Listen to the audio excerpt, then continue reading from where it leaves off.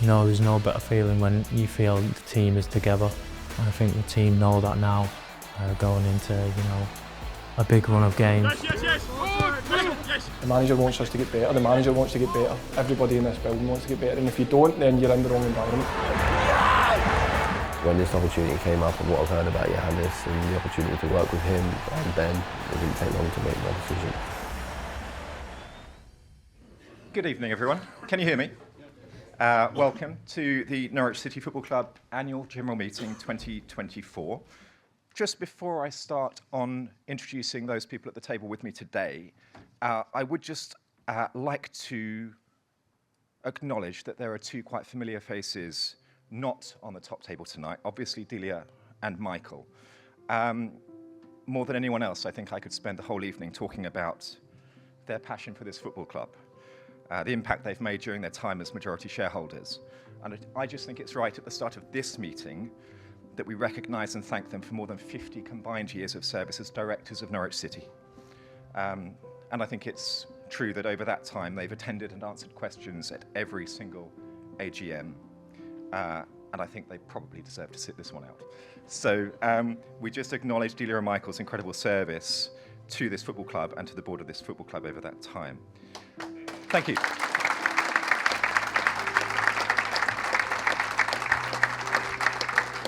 I'm delighted to welcome back, by now a familiar face, Mark Atanasio. You will know that Mark's Norfolk Group will become the majority shareholder of Norwich City following the resolutions passed at the recent extraordinary general meeting. So Mark, welcome back. Thank you for making the journey over. Again, thank you. Happy to be here. Thank you. The world is constantly changing, and yet for 28 years they've been a constant. And I hope I can bring that level of passion and commitment to the club. I am a competitive person, so I know I'll measure up in terms of being as competitive as they are, but I hope I can match their passion and commitment. Okay, good morning. And welcome back. Great to see you. Just some clarification to start with, because now next block of games, and there will be a lot of games in the upcoming period. There will be, in a couple of weeks we step into December, then we step into the Christmas period, then we step into the first part of January, where there's a lot of games. So what we have to do here is to be as effective as possible. So we don't show up in here with of course you can have a cup of tea if you want it, but we don't show up in here just to wake up in the morning and just to get started. No, when you're in here, we are started. This is first part of the session. Everything we do here should be high standards, top quality. So when Callum is not on a straight line and he gets support from a coach just looking at that line, Callum is responding with a smile on his face saying, fantastic coach. It's exactly what I need so I can be a better football player. Because that's why we have so many eyes and ears and brains to support you guys. Then of course we can discuss and we can have debates and so on, that's fine. But we are here to improve. And I think this can be our competitive edge at the end. If we raise the standards in training, if we get even better in training, that's where everything starts.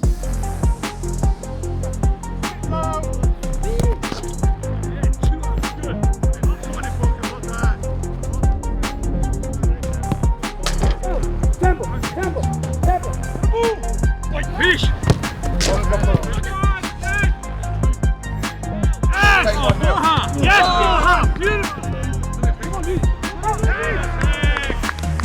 Good afternoon, everybody, from wet and windy Hawthorns, although I'm pleased to say that Storm Bert hasn't had the sort of impact that many feared today, and hopefully those 2,500 Norwich fans will have had a safe trip across. But they've been travelling with a renewed vigour this season, and I know Norwich have not been in the best of form recently, but we heard it again from Ben Napper, from Mark Atanasio at the recent AGM, that they've been very clear with their communications this season that they want this to be the start of something.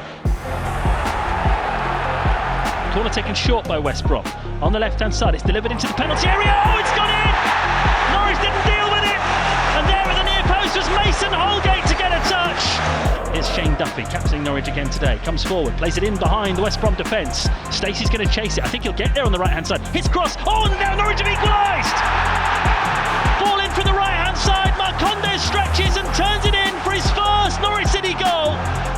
Callum Doyle driving forward from centre-back up towards the edge of the area, gives it to Marcondes. Marcondes gets it back, gives it to Sainz. Brilliant run from Sainz, and it's into the net! Norwich are in front! Poor Sainz with his 13th of the season, but his fellows on the right-hand side for West Brom, cutting the ball into the 6-yard box, and there's Madger with the equaliser! What a game we've got here! The final whistle goes on what's been an enthralling afternoon at the Hawthorns, and I think what will go down as a really, really decent point for Norwich City. I think the first half was good, a good reaction. You know, of course, we don't want to concede them 2 goals early on. But I think for the fans, it was a good reaction from them to see. You know, after the break, coming in after, you know, the losses and the heartbreak for the fans. Kohler has it back. Now Robinson. Blocked. O'Dowda! Can't play under 18 football. Manage the game better. Manage the thing it again. You have to foul. That Cardiff win, especially, you know, no one was happy with. Our standards slipped towards the end of the game. And I think there's been quite a few games where that has been the case now. I think we've come together as a team and said, you know, this ain't us. Back towards it, come on! You know, we've set the bar high for ourselves and we need to get back to it. You know, there's no better feeling when you feel the team is together. And I think the team know that now, going into, you know, a big run of games that are very important for us. We need to get as many wins as possible. Feels like a long time since we've seen Kenny McLean out there in yellow and green. Sent off in the pulsating 3-3 draw with Middlesbrough, a 3-game ban for that. I've not been in that position before. Obviously, I've had some injuries, and that's different. But when you know when it's self-inflicted and you feel guilty, you genuinely do feel guilty, and I'm watching the games knowing that I can't do anything about it. And if I look at the situation, obviously I've let a lot of people down. I know that. I hold my hands up to that. Apologise to the lads. Obviously the fans will be disappointed in what I've done. Apologise there as well. So it's something that I'm disappointed that's happened, but there's nothing I can change about that now. I can only be better coming back and know that I owe a lot of people, you know, a lot of performances coming up. McLean, one touch onto Slimani. Those two linking up really well inside their own half. McLean then gives it to Jack Stacey, who can run forward through the middle of the park here. Jack Stacey, time to pick a pass to Borja Sainz, who's on a hat-trick. Sainz in the Plymouth penalty area, goes for goal! And it is a Borja Sainz hat-trick! This one completed in front of the Barclay. It is his second hat-trick of the season.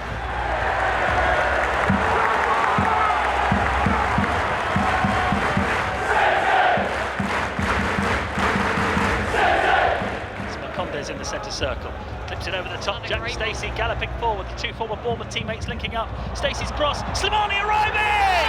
And that's 5 for Norwich City, and it's a beautiful move. That's the great thing about this environment that we're in. Everybody wants to get better, regardless of how well you're doing, because you can always take that next step. You don't get in that comfort zone of think you've done enough, because there's always more to do. Sinach is in on goal. Ante Sinach for Norwich City! 6-1! And Ante Sinach has his first Carrow Road goal for Norwich City.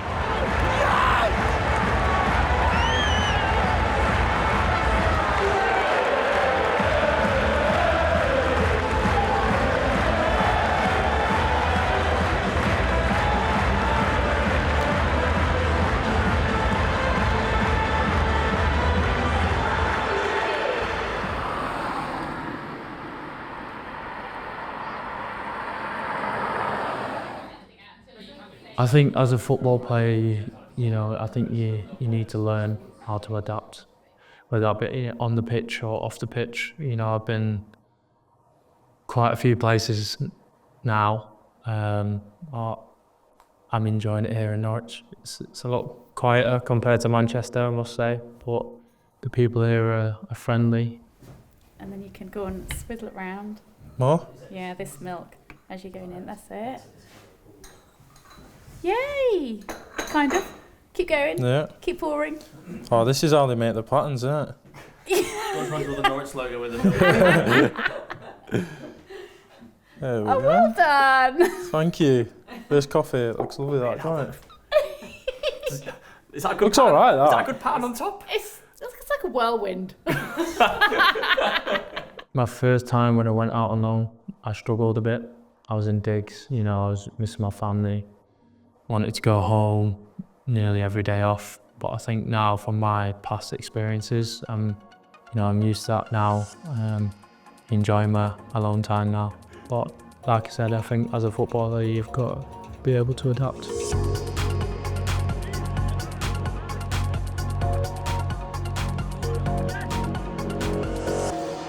Okay, listen up. Two ways this can go. Two ways. They want a physical one. They want to fight. They want a game about set pieces and duels and time wasting and stuff like that. They want to go in as hard as possible every time there's a chance for them. And there's our way. About passes. Close to 800 passes again, just like Tuesday night. Avoid all the duels. Play fast around them, away from them, in between them, on top of them. That's our game. Okay? Make sure this is going to be our game today. We play up here and then down here. Let's go. Come on! Well, it's a good place to be, Carrow Road at the moment. Fans jumping after what was a dominant performance against Plymouth on Tuesday night. But the Championship, you never get very much time to rest on your laurels. The games come thick and fast, the challenges come thick and fast. 25 yards out, plays it into the penalty area, searching ball, headed up in the air by a Luton defender. Goalkeeper punches it, might fall for Force and it doesn't. Might fall for Sienats! Oh, that's a lovely finish from Sienats. Looking for the run of Stacey on the right-hand side. He lands it in behind Chong, and Stacey gets there brilliantly, and here's Sienats! And that is a lovely goal for Norwich City. Duffy takes possession. He's encouraged with a bit of room in front of him. It's a charge over the halfway line here, Shane Duffy. He's gone a long way with it. Then plays it up towards the edge of the box, and Sienats makes it his. Sienats is on a hat-trick. He's up Marcondes! Norwich are in front again. Stacey finds O'Neill Hernandez with room to run into on the right-hand side. He's testing Bell here. He crosses. Saints! Oh yes! Goal for Norwich City. 4-2. And that is the last action of a very pleasing week for Norwich City at Carrow Road. They were made to work hard for this one. But if there's one thing we know about Johannes Torup's Norwich City, there's plenty of goals in this team. 10 of them at Carrow Road this week. He's a man. You know, I told you before the game already. I told you before the game, he's a man.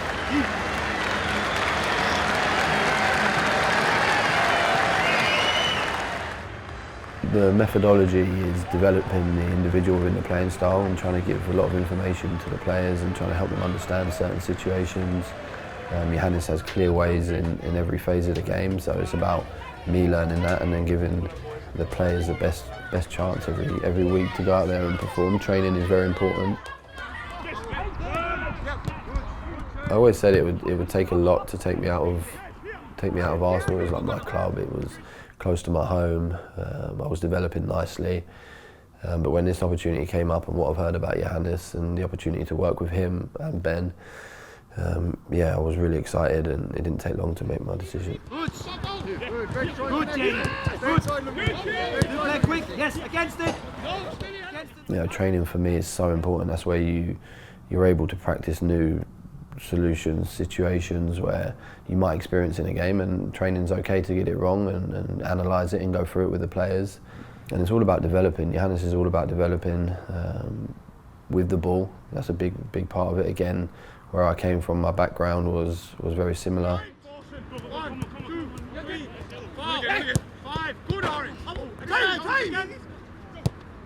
In terms of the manager is doubling down on improving everybody as an individual and then bringing that together as a team.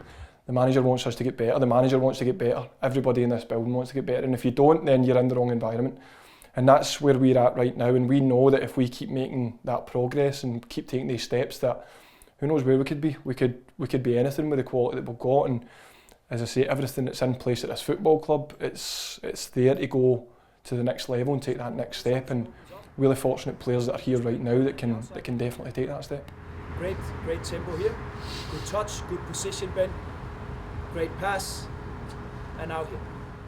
The big thing about a project, and especially when you have young players, and it's not always easy to do, because I know that the fan base want us to be promoted, they want us to see us push, they want to get back in the Premier League, and of course that's the aim and that's what we want to do. But when you're in the project, I think you have to take each game as it comes, and especially you see in this league, You know, like I was only looking at the table yesterday, and it's so tight. Like you can lose one game and be down, you can win one game and be close to the playoffs. Doyle's been caught out, and here comes Colley for QPR into the Norwich penalty area, and he scores his second goal. The QPR substitute. It's 3-0, and it is another dreadful goal for Norwich to give away. It's us, we take responsibility, we take accountability for what we've just done there, because we've got thousands of fans there travelling to watch us. We're getting so much back in this year as well, and we're not even in that good a position in the league, to be honest. We need to do so much more, and it's down to us to put things right. We need to do more on the training pitch, right across the board. We need to stand up to the challenges that we come away, because we're going to get one on Tuesday again. If you are just joining us, you might not have heard the news that Kenny McLean is suspended for tonight and for Norwich's next 3 games. A 4-game ban enforced after an off-the-ball incident in the game against QPR on Saturday that has subsequently been punished by the FA. It's a real strange one, and Chris has shown me it on social media. I was unaware of it until about 15 minutes ago, and when Chris has highlighted it to me. And it does seem really, really, really innocuous, and it just looks really, really soft to me. And I could imagine the manager and Kenny McLean are really fuming at the moment. We know we have to earn our right to play. That's how it is. Embrace what's happening out there. Okay? So no matter what happens out there, we're a team and we support each other. But no f***ing surprises. We're ready for what's coming. And we'll show them that we're ready. And when the fight is over, we start playing, and we also show them in that way that we're a better team. Okay? Come on! You know, Kenny's someone who wears his heart on his sleeve. He's a leader. He's passionate. He really, really cares. I know how much Johannes loved Kenny from day one I came here, and he spoke to me about the importance of Kenny in that position. And since being here, just seeing him and the way he works and the importance he has, number one as a player, but also as a leader.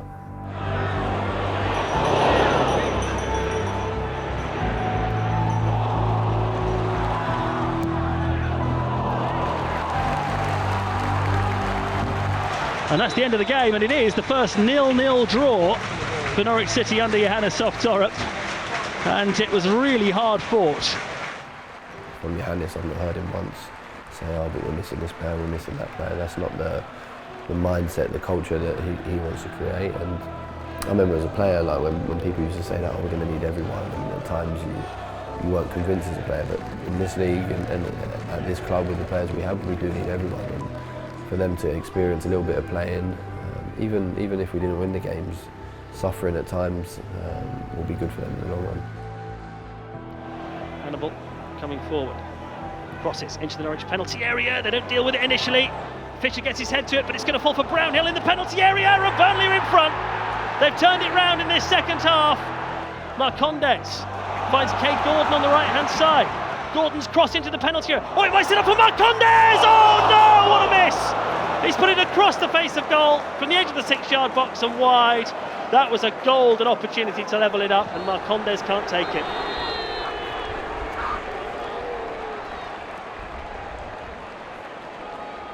There's two positions, completely switching off. There's 5 seconds, 6, 8 seconds to when the ball drops down in our left defensive side and they score. That is the difference. In a game like this where I at least think we did so many good things in the first half, but we end up with 0 points because of those moments where we don't stay in it, where we're not attentive, we're not aware. That is the difference. Only job is to keep on working damn hard, kill all the excuses, and then let's get started.